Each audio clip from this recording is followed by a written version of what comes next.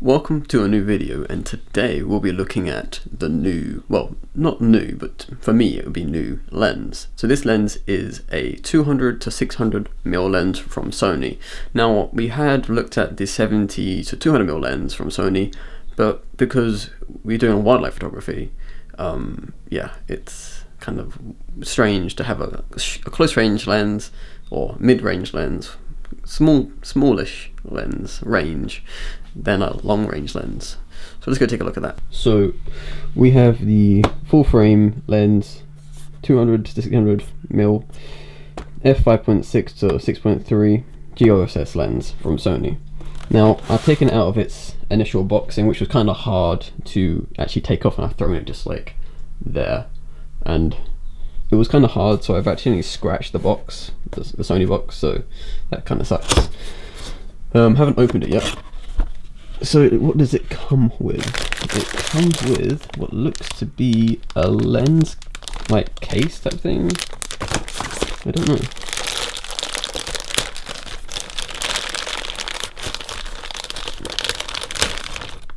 I'm assuming this is where you put the lens in, right? Just sort of like house it or something. It looks to be. It's just folded on itself, so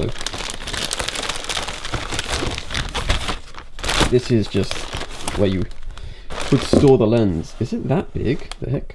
I don't think it's that big. But, well, the ending might be that big. That's actually quite big. Like, this is my hand. It's not a big hand, but like, really, like, I can only just grip around it. So, okay. I don't think the lens is that thick. Like, it's literally the span of my hands. I'm saying it's like 6 to 7 inches. That would be. Yeah, probably about 6 to 7 inches from there to there. But I don't think the lens is that long. This is a strap. Probably for the lens, because it's quite heavy, so you can if you want. What else is in here? Oh, we've got the instructions. That's never been the most useful thing in the world, because they're in a different language, and even if they're in English. Oh, there's nothing else here. So that was origami going on here, and these side flaps are kind of useful-ish, but they kind of go back in on themselves. So let's put that down like that. More cardboard. So the lens is actually from here to there. This is one of the longest lenses that you can get. I think there is technically it's the 600mm lens again, but it's not a zoom lens. It's just, you know, 600mm, and then. But it's like 12 grand, so yeah, I'm not getting that one.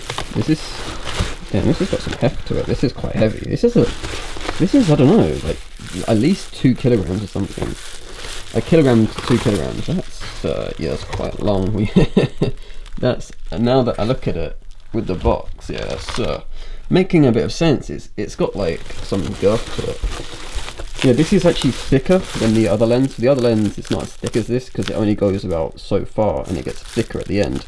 But this is heavier and a lot thicker, and definitely longer. Like the other one's like half the size, so it's actually impressive that they don't make it super long, because the other one's like half the size of this. And I think this is also internal zoom, which I really love internal zoom lenses because it means like less moving parts. It doesn't get any heavier at the end.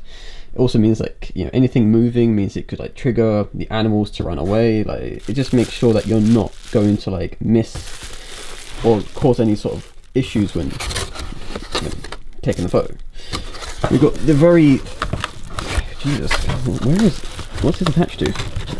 Okay, this is stuck to the chair, but this is stuck to some cardboard. You've got the end of the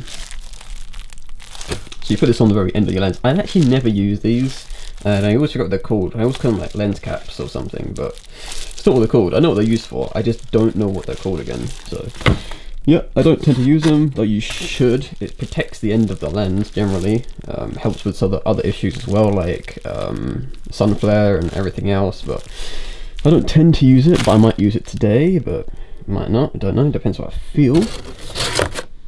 And yeah, the lens, if we can get it out without damaging it, that'd be good, because it's all one-handed. Okay, we'll put the no, I think I got it. Yeah, we got it. Perfect. put it on the bed. That's the safest place now. Get the box out of the way.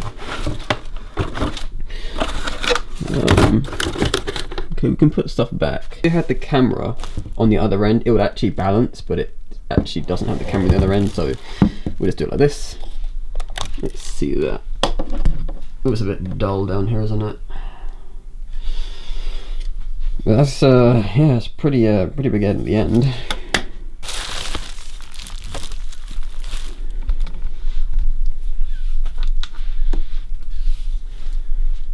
The light, okay, it's not bad. I think it is internal zoom.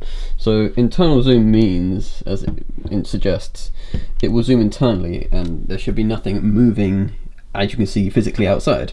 So everything will be internal, which would be really nice. So let's plop that back on. There we go, that's actually quite easy, quite nice.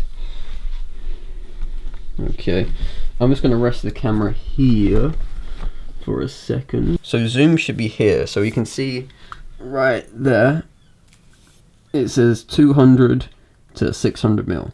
So as you zoom, it should all be internal. As you can see, there's nothing extending at all. So if we take this off and I'll show you, is it showing? It's hard to see because it's got a lot of reflection from this curtain or blinds, but you should be able to kind of tell. Can you? It might be too much reflection, but basically inside it will zoom and you can see it just kind of zooming in and out. It's kind of cool actually. But yeah, I'm going to go and take this outside and do a field test, and you're going to come along with me. And I like this front bit, it feels like it's padded nicely. Yeah, some lenses, like trying to put the lens cap back on, it feels like you're gonna scratch the lens, but this is actually quite nicely designed, so it doesn't feel that bad. It's got a bit of heft to it. There's the focus. This is the minimum. Probably have it around here, in the middle. It's 300. It's got these other areas. Yeah. Probably like it was set here prior, around like the 400 mark. But I'll probably start off around 200 and just gradually increase it and see what happens. To be honest, like considering that's 200 there, and then you switch it to 600 like that, well, that's not a lot of rotation to get from 2 to 600 to be honest, so that's pretty decent. Like, you don't have to go from here, 200, and then don't go from here all the way around here, because that'd be kind of stupid. So that's actually quite nice. Yeah. It's pretty big, to be honest though. Pretty big. Do you see him? He's just right there.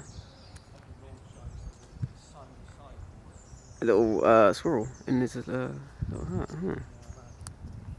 So the lens is really good. So the 200 to 600mm lens is actually a very good lens, and I was able to get these two shots that I've shown, I think, throughout the video. It was just a bad like day as in weather-wise, so there was nothing to really show, sadly. That's the problem. There was just really bad weather, so nothing I could really do about that. As in, it was like really cold, windy. Otherwise, it was actually alright, like sunny-wise, but it was just like, and also because it's like beginning of spring, everything is not really in full bloom. There's no flowers, there's nothing else to make it look very nice and beautiful, and there's no like snow or anything, so we're limited by options. But what we did get was a squirrel in a very high tree that was like burrowed into it, and we also got the great tip, which I have not been able to get a shot of one before because I didn't have this lens. Now there is another lens that's, I think it's something to 400mm lens, and it's a lot more expensive, and there is a 12,000K version, or sorry, not 12,000K, a 12K version, which is £12,000 version of this lens. In a sense, it's like, it's not a zoom lens, but it's like a 600mm lens. That's a lot better, but for, what was it, like 1.2K or something I bought this lens for, it does the job really well. And I have no real issues with the lens, like the quality, the zoom, everything you could want in a lens for the Sony camera it's got it. I mean, I would like a longer one, but I don't know if they sell them, and I don't think so. It'd be great if they did, but yeah, I'd have to kind of more or less abuse the fact that it's a megapixel, I can zoom in, stuff like that, or get a better camera at that point. So the only thing I'd say, like, price is great, especially from where I get it from, and the zoom, the focus, this, that, you know, all the specifications, great. Even the cost is actually pretty good. The only issue, and it's something I've seen across like multiple review sites, it's heavy. It's 2,115 grams, which is 2.1 kilograms, and then the camera is like 600, nearly 700 grams, and then you got to add that together. That's nearly 3 kilograms of weight that you're carrying with you. On the first hour, it's not horrible. It's actually pretty alright. Second hour of doing it with the lens gets a bit harder. The third hour, you're done. Like, it's a lot to carry on for 3 hours. So yeah, like my arm was aching, my shoulder was aching quite a lot after that. But other than that, it's a great lens, and I'd highly recommend it if you're into wildlife photography and want to get those shots out too far away. So 200-600mm Sony lens, it's really good rate value, I'd say, as well. Especially from the site, I get it from Ian Finn. I always link it down in the description below, just in case you want to check it out. It's the best website you can get your gear from at a really cheap value. It's not like Red cameras or anything, but you can get, like, all my gear comes from Ian Finn, and it's really cheap, unless you get it secondhand cheaper. But yeah, I don't think you can half the time. Sometimes I see it secondhand and it's like more expensive. I'm like, wow, why? You can get it from a store brand new for cheaper with a warranty. Ian Finn's are great. So yeah, I think that's going to be it, really. The only thing is it's just heavy. 2,000 is 2 kilograms and a bit. So yeah, you can definitely see why I'm like, yeah, if you don't mind it being heavy, then it's a great lens. So that's going to be it from me, guys. I hope you guys enjoyed this video, and remember to please like, subscribe, and I'll catch you guys in the next one. So yeah, goodbye.